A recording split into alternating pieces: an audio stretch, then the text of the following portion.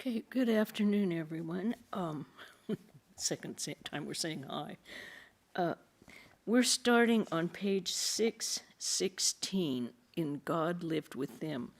We're still learning some more about Swami Vijnanananda, who was Swami Swahananda's guru.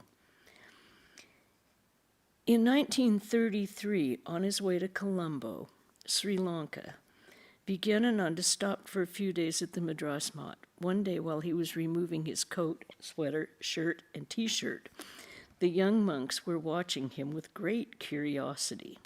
One young monk commented, "Maharaj, Sri Ramakrishna compared the ego to an onion. If anyone removes the layers of an onion one after another, there will be nothing left. We see that you are also removing your clothing like that." The Swami said with a smile, 5 sheaths are within the body, and I put 7 or 8 more coverings over that. Otherwise, people will see my Atman. They all laughed. Once Vijnanananda asked a disciple, "Have you seen a bhoot, ghost?" When the disciple replied, "No," the Swami said, "There are 5 ghosts in your body. Do not fear. Chant the name of Rama. All the ghosts will run away. Where Rama's name is chanted, no ghosts can live." Bhoot means ghost, but also element. The Swami made a pun by saying Panchabhoot, i.e. the 5 elements, space, air, fire, earth, and water that constitute the human body, as well as everything else in the universe. This is what we offer back at Vespers. In Allahabad, Vijnanananda once told a young monk, "I shall make you hear Krishna's flute." At noon, he took the curious monk outside and showed him a steamroller that was leveling the street. From time to time, the driver pulled the whistle. As soon as he heard the sound, the Swami said, "Listen, there is Krishna playing the flute." The monk burst out laughing. Vijnanananda said with a jovial grin, "Why are you laughing? As Lord Krishna unselfishly does good work to the world, so does the steamroller." As a knower of Brahman, Vijnanananda could read others' minds. The scripture says, "Tell the truth, but don't tell a harsh truth. However, if you love a person, tell the harsh truth." Vijnanananda told people when asked what was good for them. Sometimes his words were pleasant and sometimes unpleasant. It was not possible for him to flatter anyone or to utter an agreeable falsehood for the sake of courtesy. Once, a fashionable modern girl came to the ashram and sat abruptly in front of the Swami. She then posed a question, "What is your advice to us?" His typical answer was, "Eat much, talk much, and quarrel much." The girl was very embarrassed. Perhaps Vijnanananda sensed her quarrelsome nature and intended for his sharp answer to remind her not to quarrel for the rest of her life. In January 1938, when Vijnanananda went to Bellarmine for the dedication of Sri Ramakrishna's temple, he was almost constantly surrounded by people. He said, "Allahabad is a nice place. I have sufficient privacy there, and not too many people come to me.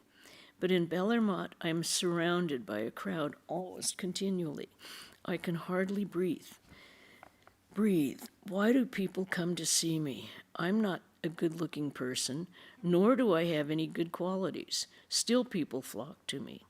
His attendant replied, "Maharaj, you are a son and representative of Sri Ramakrishna, so seeing you, they get peace." Later, on the Master's birthday, he greeted the devotees without taking any rest. He said to his attendant, "Today is an auspicious day and the devotees are coming from a long distance just for a little peace. Let them come. It does not matter whether or not I get rest today." Sometimes Vijnanananda would enjoy light-hearted discussions. Once he was seated on the upper eastern veranda of Bellarmine, and two devotees were debating, which is greater, self-effort or grace? The big discussion through all of Vedanta. They asked the Swami, which one is greater? Without answering their question, he asked a third devotee to say something. The high-spirited discussion continued, and he listened. At last, when all of them asked him for a solution, he said, whatever one thinks of as great, that is great to him. On another occasion, he became the umpire of a debate between two devotees. One devotee said, Maharaj, my friend says that knowledge is greater than devotion. But the master said, bhakti has access to the inner court of a house, and jnana can only go as far as the outer rooms. He is not accepting the words of the master. Vijnanananda signaled the other devotee to answer. The devotee said, the master declared, the sun of knowledge melts the ice of devotion, so knowledge is greater than bhakti. When they could not reach any conclusion, the Swami said, devotion is great to a bhakta, and knowledge is great to a jnani. In the initial stage, an aspirant experiences a difference. But after attaining perfection, he realizes that knowledge and devotion are the same. Sometimes the direct disciples of Sri Ramakrishna would tease each other or have fun with the young monks to ease the rigid routine of the monastery. Once a young monk expressed a desire to give a lecture. Brahmananda arranged a meeting on the veranda and asked all the monks to be present. The speaker was formally dressed and had also put on a nice turban. Then Brahmananda announced, I propose that Swami Vijnanananda take the chair and preside over the meeting. Immediately, Vijnanananda got up and announced, I now dissolve the meeting. All laughed, and the meeting ended. The minds of knowers of Brahman always soar high. In order to help mankind, they cultivate some hobbies or desires to bring their minds down to the earthly plane. Vijnanananda had some interesting hobbies. He had a large collection of fountain pens, and most of them were very expensive. He once said about his method of writing, I have several fountain pens which I fill with ink and then I write. Once when he was in Bellarmont, Shivananda presented him with a good fountain pen and a flashlight. Another one of his hobbies was collecting tea sets. One day he went to the market and bought a German cup and saucer and showed them to Shivananda. While Vijnanananda was in Rangoon, he bought a cup and saucer set made of ivory. Whenever he traveled, he would carry a small suitcase that contained his tea sets and a flask of tea. He also had a wide selection of pocket knives and pocket watches. Some of these articles are still in the archives of the Ramakrishna Math in Allahabad.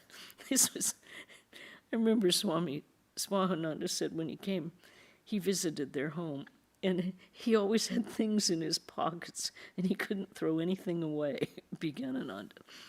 Once Vijnanananda went to Bellarmont and heard that Swami Chetanananda had ridden in an airplane. He immediately asked to have a plane ride. An arrangement was made, and he flew over the Bellar Monastery. Allahabad is very hot in the summer. Because of that, Vijnanananda had 3 beds, one in the courtyard, one on the veranda, and another in his room. He usually slept in the courtyard, but if it was raining, he would sleep on the veranda, and if there was a severe rainstorm, he would move to his room. He allowed no one to clean his room except Benny, his faithful servant. The Swami was very fond of Benny, a pure, guileless boy. Once Vijnanananda wrote a letter to Benny from Bellarmont and asked a monk to write the address of the Allahabad ashram on the envelope. The letter was addressed to Dr. Benny Madhav, M.A.B.L., LLD. The monk, out of curiosity, asked, "Maharaj, who is he?" The Swami only smiled. Another monk indicated that it was Benny, the Swami's servant. All laughed. Benny served Vijnanananda until the Swami passed away. Vijnanananda left some money for Benny, which he donated to the center where he lived for the remainder of his life. I don't even know what all of these Dr. Benny Madhav, M.A.B.L., LLD, who knows what all of those mean, but they're very important.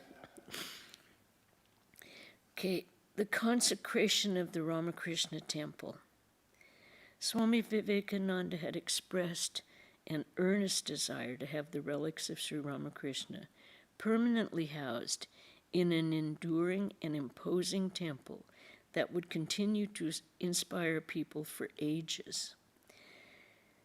Shivananda laid the foundation stone for this temple on 13 March 1929. Afterwards, when the new temple site was selected on July of 1935, Swami Vijnanananda had to relay the same stone 100 feet south. It took nearly 3 years to construct the main part of the temple, then another year to complete it. In the early part of 1938, Dr. Carl Jung, the celebrated European psychologist, came to Bellarmont. He asked Swami Vijnanananda, "Did Swami Vivekananda give you the idea to build this Ramakrishna temple?" "Yes, he did," replied the Swami. "I made the first plan based on his ideas, but he did not like it. I revised the plan a couple of times, and Swamiji approved of the last one." The Ramakrishna Temple of Bellarmont is a combination of Eastern and Western styles of architecture. The temple is 230 feet long, 140 feet wide, and the pinnacle of the dome is 108 feet high. On a marble pedestal in the shrine is an Italian marble statue of Sri Ramakrishna in the familiar Samadhi sitting pose. The total cost of the construction was 800,000 rupees, of which 650,000 rupees was donated by Miss Helen Rubel and Miss Anna Worcester, 2 American devotees of Swami Akhilananda, the founder of the Ramakrishna Vedanta Society in Boston. On 12 January 1938, Vijnanananda came to Bellarmont from Allahabad for the consecration of the Ramakrishna temple. On 14 January 1938, the Swami got up early in the morning and put on a new ochre cloth. He sat quietly in his chair, waiting for the auspicious moment.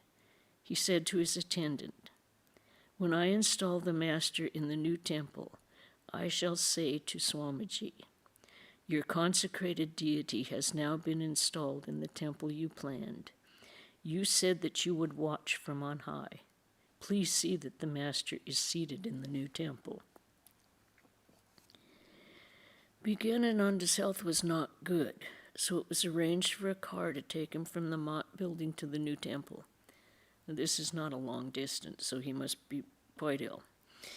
The monk brought the relics of the master from the old shrine and handed them to Vijnanananda, who waited in the car.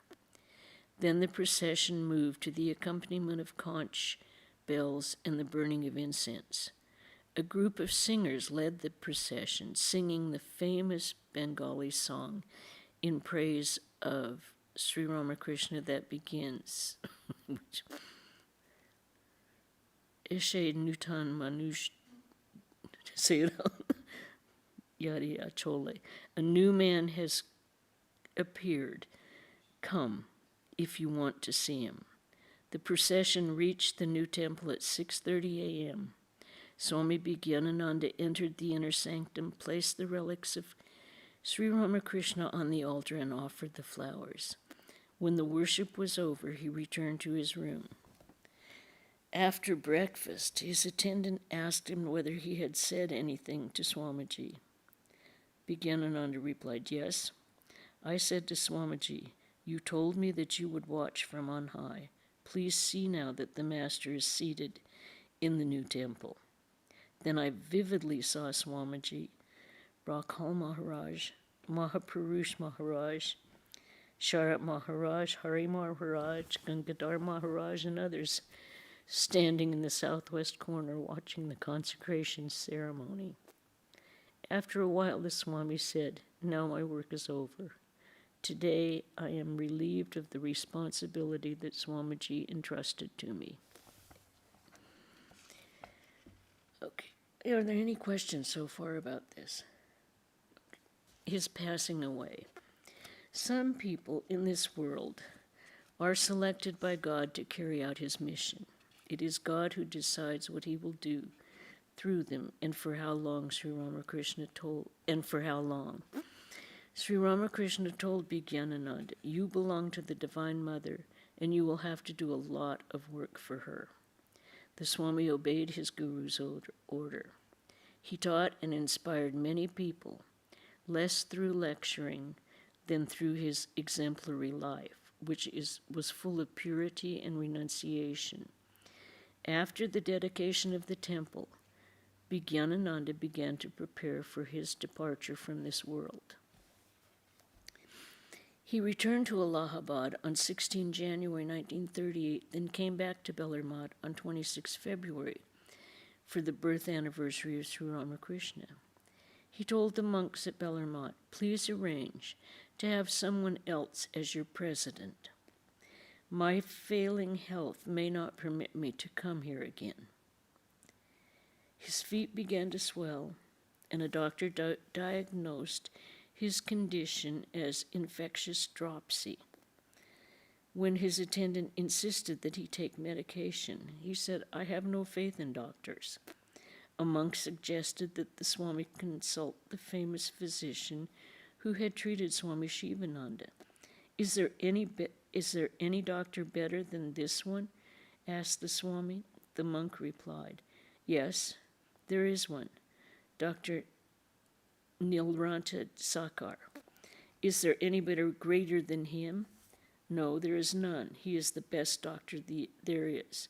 Then Vijnanananda said, "Yes, there is one still better, and it is the Master himself. I am under his care." This was his last visit to Bellarmine. On 8 March 1938, Swami Vijnanananda returned to Allahabad. He continued his last task, translating the Ramayana from Sanskrit to English. Unfortunately, he could not complete it. One day he was joking with a devotee.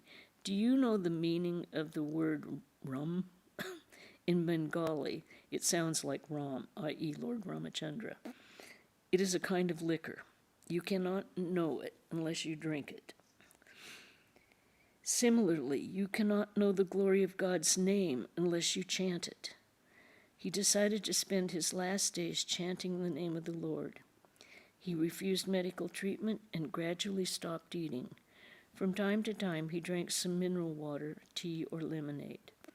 A week before he passed away, a monk suggested that Vijnanananda consult an Ayurvedic doctor. Vijnanananda gravely quoted a Sanskrit couplet, "Ganges water is the medicine and the Lord is the physician." He then waved the monk away. The Swami calmly endured his pain. From time to time he murmured, "Mother, Mother, O Master, let us go, let us go." On 19 April, a devotee came from Assam for initiation. Vijnanananda immediately initiated him while sitting in a chair. His voice and facial expression changed while initiating the devotee, and no one could believe that he was on the verge of death. The Swami once said, "As long as I have a little strength in my body, I shall distribute the Master's name." He fulfilled his promise. The news of Vijnanananda's serious condition spread. On Sunday, 24 April, some monks from Varanasi came with the doctor. No one dared to tell him to take allopathic medicine, so the doctor prescribed a homeopathic medicine and asked the attendant to give it to him mixed with water. The next day at 10 a.m., the doctor came and asked Vijnanananda, "How are you?" "I'm fine," replied the Swami. His eyes were closed and his face was as serene as if he were immersed in meditation. When his attendants tried to change his position, he made a little noise, indicating that his end was imminent. A monk put a little Ganges water in his mouth, and other monks began to chant, Om Namo Bhagavate Ramakrishnaya. Salutations to Bhagavan Ramakrishna. Vijnanananda's face beamed with joy, and he passed away at 3:20 p.m. on Monday, 25 April, 1938. The next day, the monks and devotees carried his body to the confluence of the Ganga and the Jamuna, placed it in a stone coffin, and then immersed it into the holy water where he had once had a vision of Mother Triveni. Swami Vijnanananda's life verified that God is not a myth, and that religion means the realization of God. His spiritual experiences silenced the speculation of those who only talked of religion, and removed the doubts of many agnostics and atheists. Once a prominent barrister of Calcutta said to the Swami, "Maharaj, we don't understand God. We understand money, property, and the material world." Swami Vijnanananda listened to him with closed eyes. Then, placing his hand on his own chest, he said, "Whatever you say is true from your standpoint, but I have experienced the one pervading consciousness behind this manifest world. I have seen it with my own eyes." The barrister was speechless. Another time a monk asked the Swami, "Do you see the Master even now?" Pointing to the picture of Sri Ramakrishna, Swami Vijnanananda replied, "The Master is here. He is always near me. Of course I see him whenever it is necessary. He is guiding me." And we did finish his life. So are there any questions or discussions about what we've read about Vijnanananda? I'm confused about him being buried in a stone coffin. I know, it's not the usual. No. But there are monks who, water burial is one of the ways that monks are leave. Their So bodies are disposed of. The coffin sinks into the It must Ganga? stay, a stone coffin would stay down at the bottom of the river of the confluence. Okay. Yeah. I don't know. Actually, I didn't remember having read that before. I think I was as surprised as you were, Sunanda. Any other questions about that? Okay. Saturday at 5 p.m. we will have the Gospel of Ramakrishna in the temple here. And if Swami Chetanananda gets back from Atlanta, he will be reading the Gospel. Sunday the 16th at 11 a.m. in the temple, Swami Mahayogananda is going to give a lecture on how to eat humble pie and like it. Humble pie. How to eat humble pie and like it. Wednesday, November 19th at 5 p.m., we will have God Live. No, we won't. We will be starting the book on Swami Chetanananda. And it's a huge, thick book. Okay. Saturday, November 22nd, we'll have the Gospel reading of Sri Ramakrishna with Chetanananda. And Sunday, the 23rd, that's Thanksgiving week, Swami Vijnanananda is coming up, and he's going to give a talk on spiritual bypassing. They have such interesting titles. But I'm up for how to eat humble pie and like it. Okay. Any other comments or questions? Okay, then we'll end. Om Shanti, Shanti, Shanti.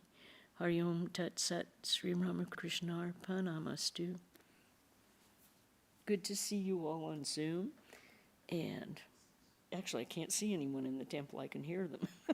But that will change when we get the lighting changed.